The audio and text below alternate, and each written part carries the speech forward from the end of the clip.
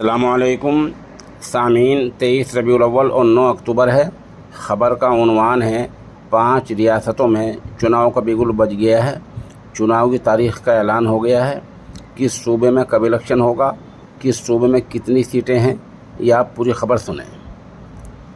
राजस्थान में 23, मध्य प्रदेश में 17, छत्तीसगढ़ में 7 और 17, तेलंगाना में 30 नवंबर को वोटिंग होगी और 3 दिसंबर को नतीजे सामने आ जाएंगे।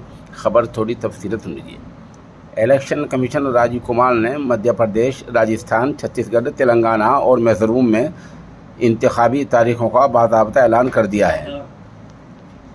इन राज्यों में 7 नवंबर से 30 नवंबर तक अलग अलग वोटिंग होगी। 3 दिसंबर को नतीजे सामने आ जाएंगे। MP, तेलंगाना, मिज़ोरम और राजस्थान में एक ही दौर में वोटिंग होगी, जबकि छत्तीसगढ़ में 2 दौर में वोटिंग डाले जाएंगे।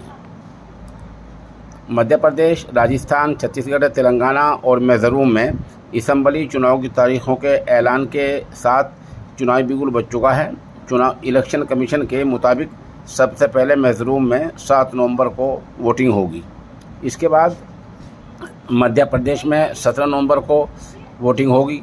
छत्तीसगढ़ में दो दौरों में 7 नवंबर और 17 नवंबर को वोटिंग होगी।